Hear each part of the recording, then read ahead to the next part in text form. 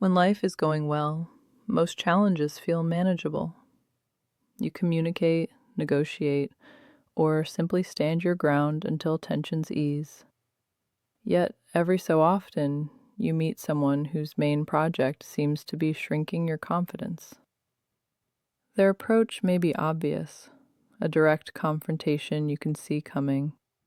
More often, it is subtle, praise laced with doubt, advice that always ends in, maybe you shouldn't, small jokes that land just below the belt.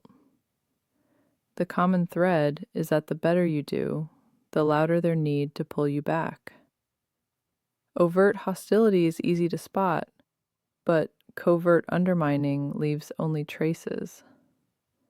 Notice patterns. Do you feel drained or ill after certain interactions? Do your ideas suddenly seem foolish the moment they're shared? Is criticism delivered without any balancing encouragement?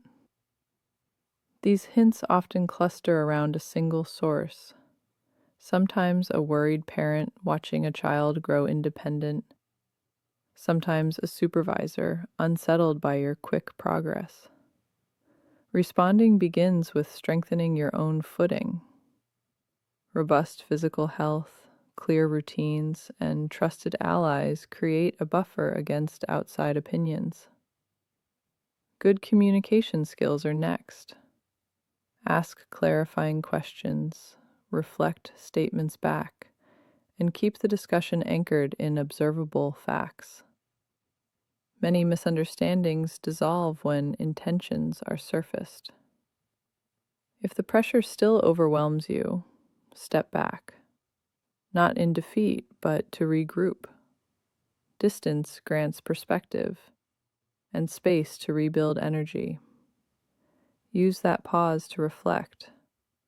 When have you been stopped by another?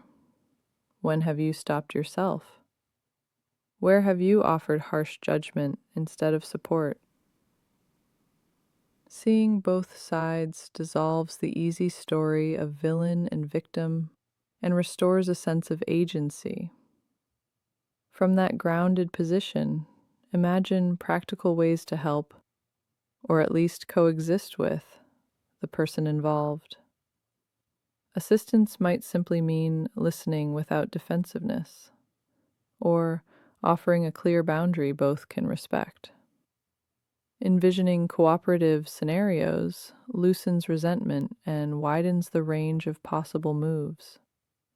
Throughout, resist the temptation to assign blame for your entire situation. Handing control to an oppressor cements their power.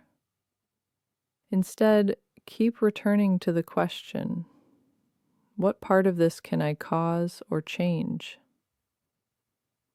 Responsibility in this sense is not self-blame. It is the lever that shifts relationships and circumstances. Some conflicts remain intractable despite your best effort. In those cases, retreat may be the wisest interim strategy, but treat withdrawal as a strategic pause, not a permanent resignation. Continue cultivating skills, clarity, and resilience so that when you re-engage, whether with that person or the next challenge, you do so not as prey, but as an equal writer of the story.